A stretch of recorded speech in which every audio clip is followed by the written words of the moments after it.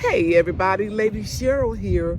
Welcome back to my channel. If you're new, I want you to know that this is a channel that showcases how you can have a garden when you're a senior citizen or if you have any health challenges. Lately, I've been sharing with people how to have a successful garden by not working too hard. I work smart. I make a plan, I outline what I'm going to do, and then I come out here and execute it. Also, my grandchildren, Brian and Bria, help me, and I'm teaching them so that they will have valuable life skills as they become adults. Now, it is currently 79 degrees, but the high is going to be 85. I just came back from dialysis. Let me share this with you all, because I had a lot of people to ask me, how did I get kidney failure? I didn't get it from high blood pressure or diabetes. I inherited a type of kidney failure that is called polycystic kidneys. I inherited from my father, he inherited from his mother. But if you watch your diet and all the things that the dietitians and the nephrologists tell you, you can live a long time. My father lived on dialysis for 17 years and he was in his 80s when he passed. So a lot of you all are asking me or telling me, I hope you're feeling better. I just came back from dialysis and I'm feeling good, as you can see here. I just came back from the treatment. When I first started the treatments, I would be so sick and so tired that I couldn't come outside and work in the garden at all. But now I'm able to do so. And even though I can, I still don't overwork myself. I'm working 30 minutes a day and that's it. Plan your work and then work your plan. But I'm trying to have a weekly vlog showing everything that I do on a day-to-day basis. And the garden looks kind of sparse right now. I added some pops of color right there yesterday. But I guarantee you in about the next 3 weeks, you know what I'm going to do? I'm going to pop in a little video of what my garden looked like last year. Yeah, and so you can see where it's going. Okay, let's get started. Here's a little clip that I sped up of what my garden looked like the second week in April. And this is what I'm working toward. The garden is going to be smaller, but you're going to see a lot of color, a lot of flowers that some of them are edible and some aren't. But I plant a lot so that I can attract a lot of pollinators to my yard. That helps me not have to hand pollinate them. So I intermix my flowers with my fruits and vegetables for that reason. And here you can see a broader view of it. And there my grandson Brian helping me out. And yeah, just to garden is to dream. Especially when you grow by seeds like I do, you have to really believe that you can do it. God created all of this for us to enjoy, and so I just want to share that with others. Again, I sped up the video just to go by real fast, and then when you start seeing the garden come alive, or as I'm working on it, you'll get an idea of what's to come. I absolutely love going back and looking at what I grew the year before, like I'm showing you now, because it motivates me too. Also, it reminds me of what I still have that is dormant, like the roses, how beautiful they are. And another thing that I look forward to is seeing plants like my echinacea and my datura, my moonflowers. You can see I was really ahead of schedule here with various plants like the tomatoes and peppers and the marigolds. They haven't started blooming yet, but they will soon. And I hope this little short clip motivates you too as well. So we were harvesting tomatoes outside on Good Friday last year. Now, let's concentrate on what I'm currently beginning to grow. It's Sunday. It's currently 75 degrees. I want you to know that I spent only 30 minutes out here today working in the garden. I set my alarm. I harvested all the greens out of here, which were collards. And they've been through a lot of frost, so they're nice and sweet. My daughter's going to cook them today. I mulch again the daffodils and tulips because I didn't put that much down previously. And over here, I mulch the 2 strawberry beds, this one and this one. I also mulched the other daffodil and tulip bed. And over in the corner, I was going to plant, let me go closer, cucumbers there, but I changed my mind. I'm going to use that as my insect trap spot. And I put mammoth sunflower right in the first container. It's 25 gallons because they grow real deep roots.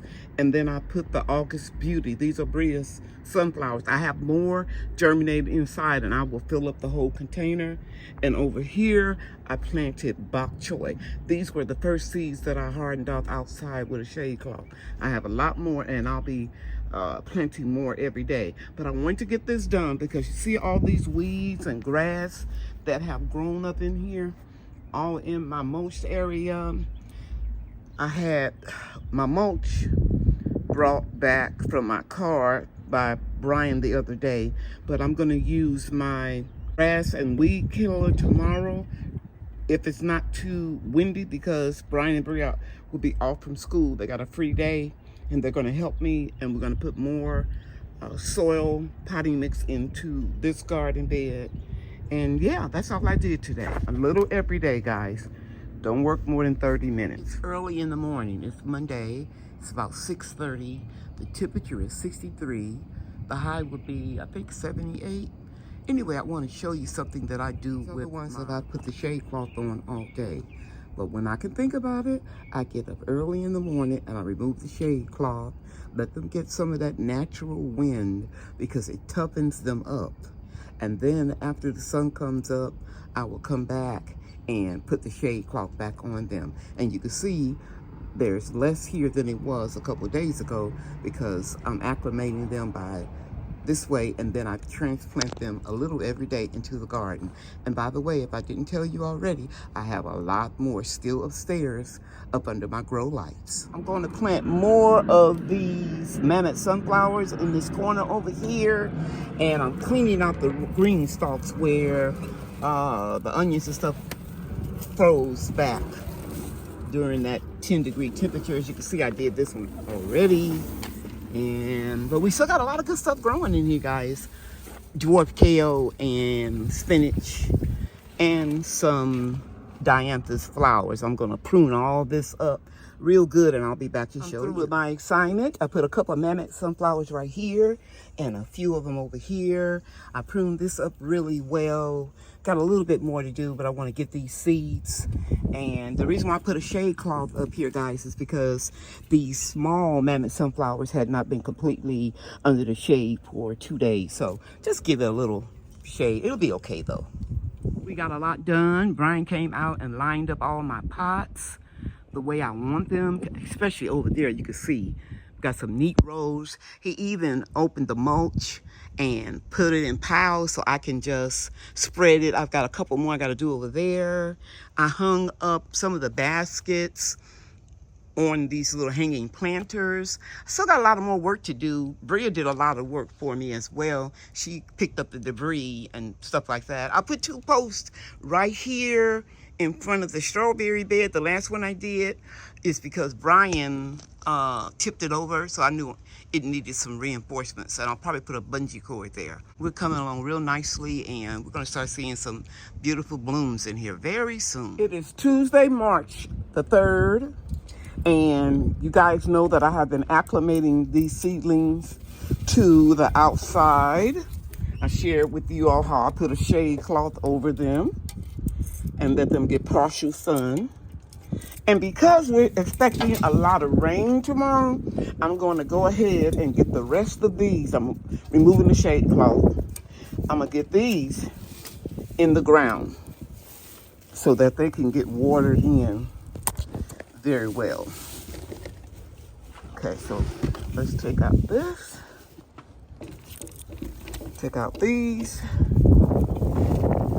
And these.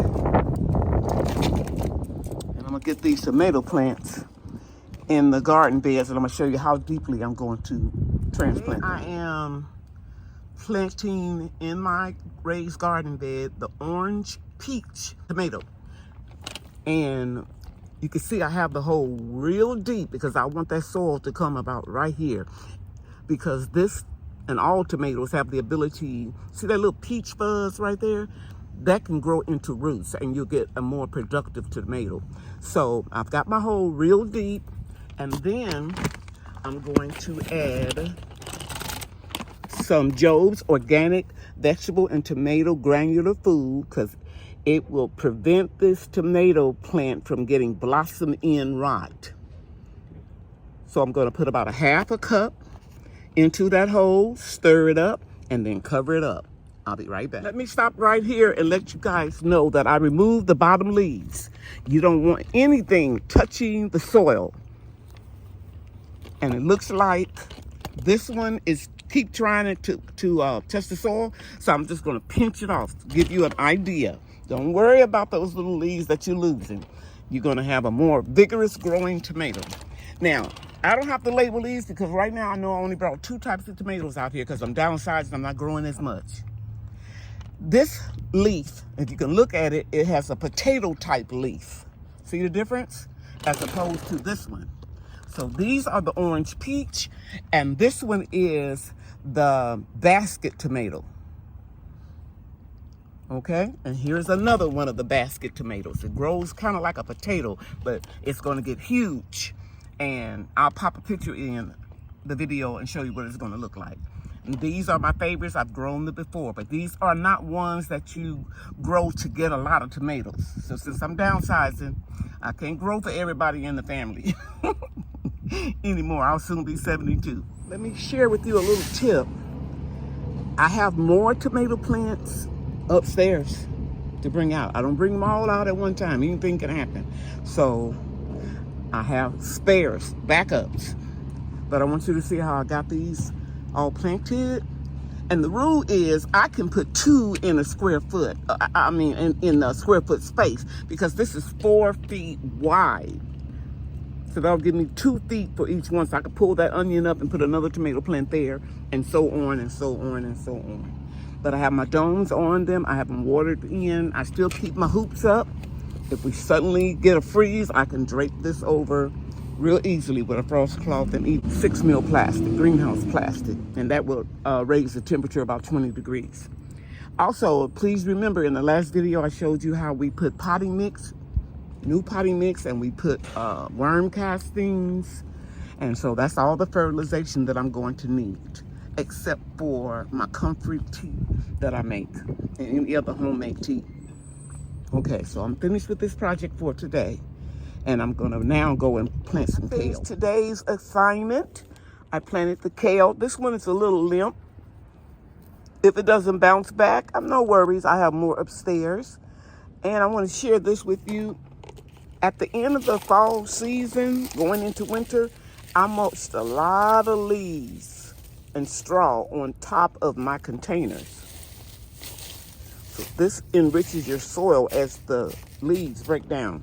And I had 2 cherry giant zinnias. Yep, I put them out. So that means everything that I had acclimating outside is planted. And let me show you this. You're right. That's asparagus coming back from last year. Yep, that's a real nice one right there. The first ones will be like ferns, and then they'll get bigger and bigger. See that, guys?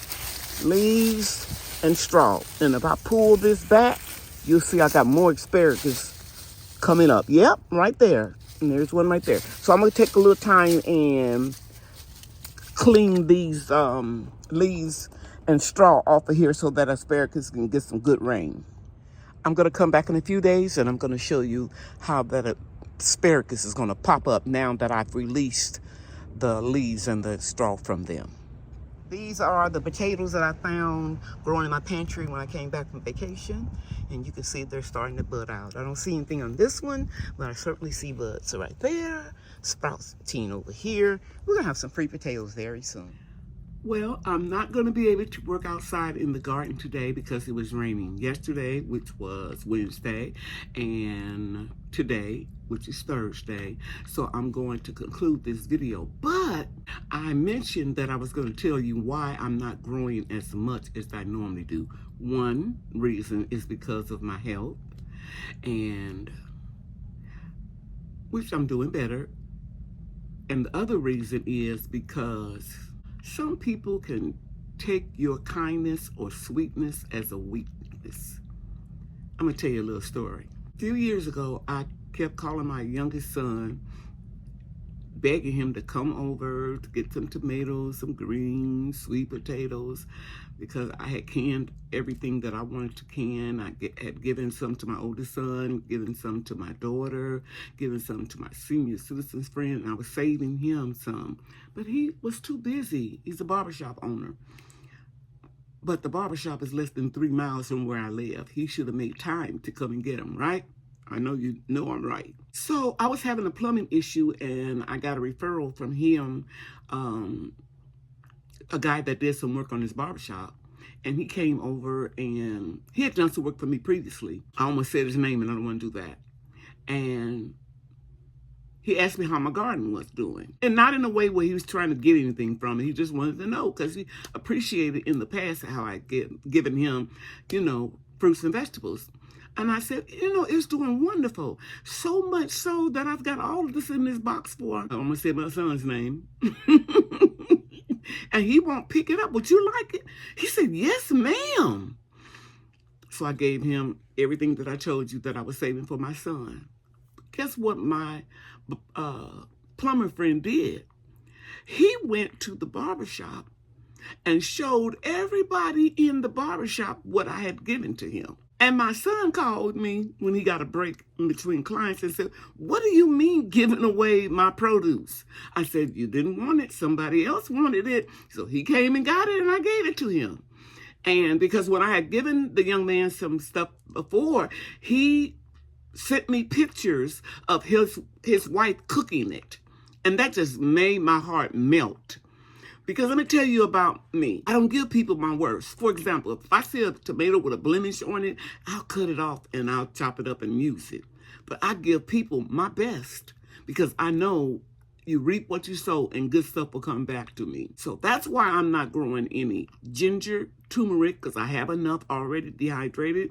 I'm not growing any cilantro. I've got enough. Thyme.